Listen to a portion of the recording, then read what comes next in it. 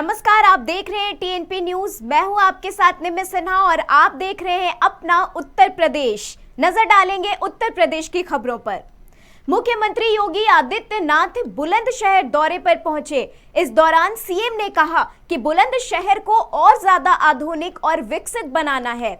आपने पिछले विधानसभा चुनाव में 7 सीट पर बीजेपी विधायक जिताकर भेजे, उसके लिए मैं बुलंदशहर की जनता का बारंबार आभार करता हूं। योगी ने कहा कि आपने डबल इंजन की सरकार पर विश्वास जताया है। सरकार उसके अनुरूप ही विकास कार्य करेगी। आपके जिले के जनप्रतिनिधि जनपद में विकास की बातों को अक्सर मेरे सामने रखते हैं और मैं उनकी बात ध्यान से सुनता भी हूं। आपके विधायकों की पहल पर बुलंदशहर में नई जनरेशन के लिए विद्युत संयंत्र, कल्याण सिंह के नाम पर मेडिकल कॉलेज, नमामि गंगे के तहत योजनाओं और वन डिस्ट्रिक्ट वन प्रोडक्ट के तहत पोल्ट्री उद्योग समेत सिकंदराबाद के औद्योगिक क्षेत्र को बढ़ावा देना है। भारतीय जनता पार्टी के नेतृत्व पर डबल इंजन की कार्य पद्धति पर विश्वास व्यक्त किया है। बिना रुके, बिना डिगे, बिना थके और बिना झुके सरकार उन लक्ष्यों को पूरा करके सुरक्षा के लिए, समृद्धि के लिए और आपके उज्जवल में मंगलमय भविष्य के लिए निरंतर प्रयासरत होकर के कार्य करेगी। भाइयों बहनों, मुझे अभी कुछ घंटे पहले ही बुलंदशहर में आने का अवसर प्राप्त हुआ। जनप्रतिनिधि और पदाधिकारियों ने मेरे सामने यहाँ के विकास की अनेक बातें और अनेक मुद्दे रखे। जब भी हमारे माननीय जनप्रतिनिधिगण लखनऊ में आते हैं, उस दौरान भी या जब भी मेरा पश्चिमी उत्तर प्रदेश का कार्यक्रम बनता है, उस दौरान भी विकास के बारे में वे लोग अपनी बातों को मेरे सामने, आदरणीय प्रधानमंत्री जी के सामने बराबर रखते हैं और उन्हीं के प्रयास का ये परिणाम है कि आज बुलंदशहर विकास की एक नई ऊंचाइयों को छूता हुआ दिखाई दे रहा है। यहाँ पर पावर जनरेशन के लिए लगने वाला पावर का जो एक नया यहाँ पर जो हम विद्युत उत्पादन का एक नया संयंत्र लगा रहे हैं, उसके कार्य का हो, चाहे वह पूर्व मुख्यमंत्री सदैव कल्याण सिंह जी के नाम पर अत्याधुनिक सुविधाओं से युक्त मेडिकल कॉलेज के निर्माण के कार्य का हो, चाहे वह मां गंगा की अविरल और निर्मल धारा को बनाए रखने के लिए नमामि गंगे परियोजना के अंतर्गत चलाई जाने वाली परियोजनाएं हो, या फिर बुलंदशहर की पहचान वन डिस्ट्रिक्ट वन प्रोडक्ट के अंतर्गत खुर्जा की पोल्ट्री उद्योग को और सिकंदराबाद के औद्योगिक संस्थान के विकास को आगे बढ़ाने का, ये सभी कार्य व्यवस्थित रूप से आगे बढ़ाने के लिए सरकार युद्ध स्तर पर कार्य कर रही है। उत्तर प्रदेश को नंबर 1 की अर्थव्यवस्था वाला प्रदेश बनाना है और इसके लिए तकनीकी दृष्टि से सक्षम हमारा युवा बने।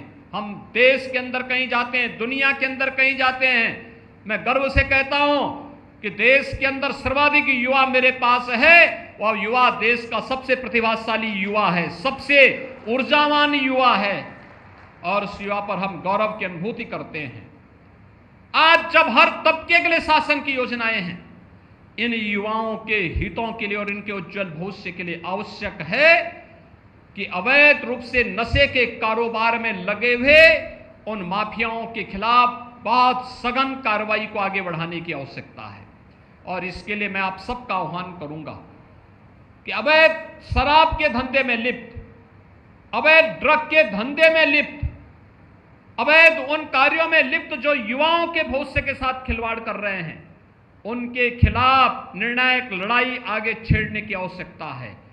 हम बहुत शीघ्र इसका एक पोर्टल विकसित करने जा रहे हैं। मैं आह्वान करूंगा कि कहीं इस प्रकार का कोई तत्व इस प्रकार के अनैतिक और अवैध कृत्यों में लिप्त है, इसकी जानकारी दीजिए और जो भी उसमें लिप्त होगा उसके खिलाफ बहुत सख्त कार्रवाई करने की कार्रवाई हम राज्य सरकार के स्तर पर प्रारंभ करने जा रहे हैं। क्योंकि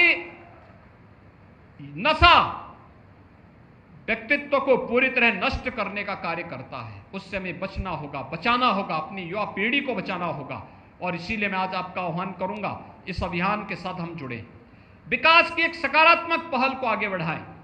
बुलंदशहर विकास की जिन नई बुलंदियों की ओर छू रहा है, हमारे जनप्रतिनिधियों ने उसके बहुत सारे प्रस्ताव प्रस्तुत किए हैं। मैं आप सबको आश्वस्त करता हूं कि जो आपके द्वारा चुने गए जनप्रतिनिधि प्रस्ताव दिए हैं विकास के, इन सब पर एक एक करके कार्य होंगे, सबको हम पूरा करवाएंगे, बुलंदशहर को आधुनिक बुलंदशहर के रूप में स्थापित करेंगे। वहीं आरोपी श्रीकांत त्यागी के मामले में अब भी राजनीतिक बयानबाजी जारी है। सपा प्रमुख अखिलेश यादव ने एक बार फिर इस मामले पर बयान दिया है। सपा प्रमुख ने कहा कि बीजेपी नेता ने जिस तरह से एक महिला के साथ अभद्रता की, यह बीजेपी के चरित्र को दर्शाता है। सपा प्रमुख ने आगे कहा कि घटना के बाद वहां पहुंचे बीजेपी सांसद को यहां तक कहना पड़ा कि हमें शर्मिंदा होना पड़ रहा है कि हमारी सरकार है। बीजेपी सांसद ही नहीं, उत्तर प्रदेश के स्वास्थ्य मंत्री को भी राज्य के अस्पतालों के दौरा करने के बाद यह कहना पड़ा था कि हमें शर्मिंदा होना पड़ रहा है कि यहाँ हमारी सरकार है। खबर आजमगढ़ की है। आजमगढ़ के सांसद दिनेश लाल निरहुआ और वाराणसी रेल खंड के डीआरएस ने आज जिले में रेलवे स्टेशन का निरीक्षण किया, साथ ही वहां मौजूद लोगों से बातचीत की और समस्याएं जानी। रेलवे स्टेशन से संबंधित समस्याओं से एडीआरए को अवगत कराया। इस दौरान सांसद दिनेश लाल यादव ने कहा कि आजमगढ़ रेलवे स्टेशन को हाईटेक सुविधाओं से लैस करने के बाद गोरखपुर और वाराणसी से जोड़े जाने का प्रयास तेज हो गया है। वहीं सांसद ने सपा मुखिया के जेल में बंद बाहुबली विधायक के मिलने पर तंज कसते हुए कहा कि सपा गुंडों की पार्टी है। अभी आपने अगर संज्ञान में डाला है बात, तो इस पे हम लोग चर्चा करेंगे, इस पे बात करेंगे और इस तरह की कोई भी अगर चीज़ होगी तो उस पर कार्रवाई किया जाएगा। सर, पहले स्टेशन पे वाईफाई की सुविधा थी और बाहर महिलाओं के लिए शौचालय तक की उत्तम व्यवस्था नहीं है, इसको लेकर के क्या निर्देश दिया जाएगा? वाईफाई के लिए तो हम लोगों ने ऑलरेडी जो हमारा विभाग है उसमें हमने कहा है कि जो हमारा रेलवे स्टेशन है, जो बस स्टेशन है, उसके अलावा कई गाँवों को भी हमने दिया है वाईफाई के लिए और उसकी जो है बहुत जल्द जो है सुविधा यहाँ मुहैया करा दिया जाएगा कि स्टेशन पे और आपके बस अड्डे पे तो होगा ही, कुछ गांव को भी चिन्हित करके दिया गया है, उन गांवों में भी वाईफाई की सुविधा सरकार जो है वो देने जा रही है। बढ़ते हैं अगली खबर की तरफ। नोएडा का ट्विन टावर एक बटन दबाकर ही ध्वस्त कर दिया गया। देखते ही देखते मात्र 12 सेकंड में कुतुब मीनार से 7-8 मीटर ऊंची इमारत को मलबे के ढेर में बदल गई। इसी के साथ भ्रष्टाचार पर करारा प्रहार करते हुए सुपरटेक ट्विन टावर्स को इतिहास में दर्ज कर दिया गया। बता दें कि दिल्ली के कुतुब मीनार से भी ऊंची 100 मीटर की इन इमारतों को गिराने के लिए 3700 किलोग्राम से अधिक विस्फोटक का इस्तेमाल किया गया। सुप्रीम कोर्ट ने सोसाइटी परिसर के बीच इस निर्माण को नियमों का उल्लंघन बताया था, जिसके बाद इन्हें ढहाने का काम किया गया। ध्वस्तीकरण की इस कार्यवाही में किसी तरह की सुरक्षा चूक न हो, प्रशासन की तरफ से इसकी पुख्ता तैयारी की गई थी। और मथुरा वृंदावन के बीच यात्रा करने वालों के लिए खुशखबरी है। अब इन दोनों के बीच की दूरी बहुत कम हो जाएगी। इससे यात्रियों को बड़ी सुविधा होगी। उत्तर मध्य रेलवे के प्रबंध निदेशक प्रमोद कुमार ने प्रदेश में आगरा रीजन के निरीक्षण दौरे के बाद कहा कि रेलवे अगले साल तक मथुरा वृंदावन के बीच हाई स्पीड ट्रेन सेवा शुरू करने की योजना बना रही है। प्रबंध निदेशक ने बताया कि आगरा रीजन के मथुरा वृंदावन लाइन पर हाई स्पीड ट्रेनों के लिए 5 स्टेशन बनेंगे और हर 35 मिनट पर ट्रेन उपलब्ध होगी। इसके लिए मथुरा वृंदावन के बीच ब्रॉड गेज लाइन डाली जा रही है, जिसे मार्च 2023 तक पूरा करने का लक्ष्य है। वहीं आगरा के दौरे पर आए राज्य के परिवहन मंत्री दयाशंकर सिंह ने कहा कि शहर में ISBT का पब्लिक प्राइवेट पार्टनरशिप मॉडल पर कायाकल्प किया जाएगा। वहीं खबर वाराणसी से। वाराणसी में बीजेपी के प्रदेश सह प्रभारी सुनील ओझा ने कार्यकर्ताओं और पदाधिकारियों के साथ बैठक की। इस दौरान प्रदेश के सह प्रभारी ने कहा कि लगातार वाराणसी में गंगा का जलस्तर बढ़ा जा रहा है, जिसकी वजह से शहर में बाढ़ का खतरा भी मंडरा रहा है। सह प्रभारी ने आगे कहा कि बाढ़ पीड़ितों को किसी भी तरह की परेशानी का सामना न करना पड़े, इसलिए सभी तरह की सुरक्षा व्यवस्था हो जानी चाहिए। आगे कहा कि एक कंट्रोल रूम नंबर बनाया जाए, जिससे बाढ़ पीड़ित फोन करके अधिकारियों से मदद मांग सके।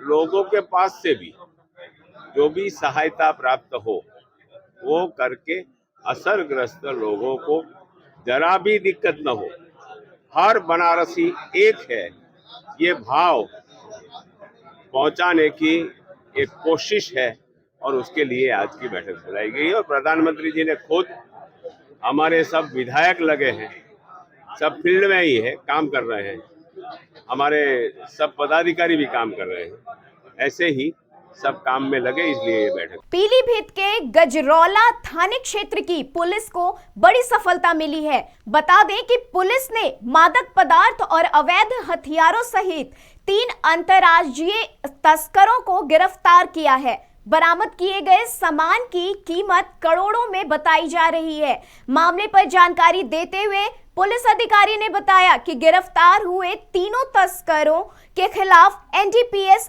एक्ट और आर्म्स एक्ट सहित कई संगीन धाराओं में मुकदमा दर्ज कर लिया गया है। साथ ही आगे की कार्रवाई की जा रही है। द्वारा चला जा रहे अवैध शराब एवं अवैध मादक द्रव्यों के गिरफ्तारी हेतु उनके रोकथाम के लिए अभियान चलाया जा रहा है। इस अभियान के क्रम में एसओजी टीम के प्रभारी जगदीप मलक एवं थाना गजरौला के प्रभारी आशुतोष रघुवंशी की टीम द्वारा एक बहुत सराहनीय काम किया गया है। इसमें 3 व्यक्तियों को गिरफ्तार किया गया है, जिसके नाम जसवीर सिंह, जसविंदर और सुखवीर हैं।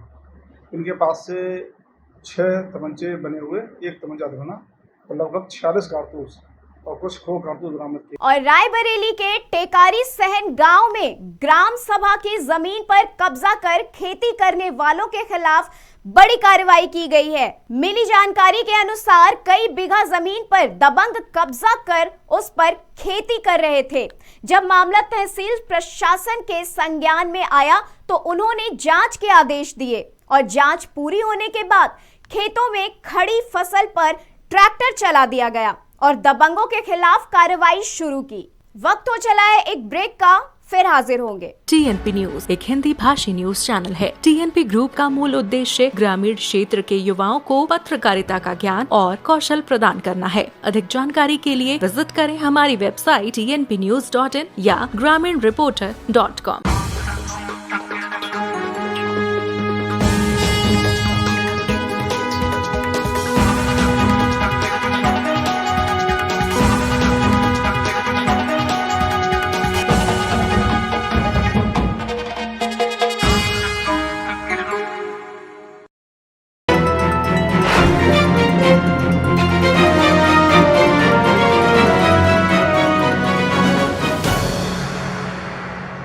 ब्रेक के बाद आपका स्वागत है। बढ़ते हैं अगली खबर की तरफ। शाहजहांपुर में पुलिस ने 2 थानों के साथ मिलकर संयुक्त टीम बनाई और 24 घंटे के अंदर लखीमपुर खीरी में हुई ट्रक सहित स्क्रैप की चोरी की घटना का खुलासा कर दिया। साथ ही मामले में 4 लोगों की गिरफ्तारी की। बता दें कि ट्रक में लोहे के स्क्रैप भरा हुआ था। एक जगह पर ये ट्रक खड़ा हुआ है, तो तत्काल इन्होंने जो है प्रभारी निरीक्षक ने जनपद लखीमपुर खीरी के थाना पसगोवा पुलिस को सूचना दी और इस ट्रक को बरामद करने में महत्वपूर्ण भूमिका निभाई।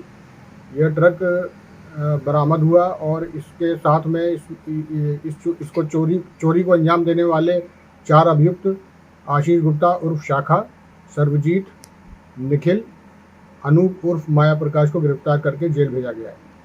बहराइच के दरगाह थाना क्षेत्र में गडरियन पुरवा गांव के पास तालाब में बच्चों का शव मिलने से हड़कंप मच गया। बताया जा रहा है कि गांव के पास जो तालाब बहता है उसमें पहले 5 साल की बच्ची का शव तैरता मिला और उसके कुछ मिनटों बाद ही एक नवजात बच्ची का भी शव पानी में तैरता नजर आया। इस तरह का मंजर देखकर गांव वालों ने आनन फानन में पुलिस को सूचना दी।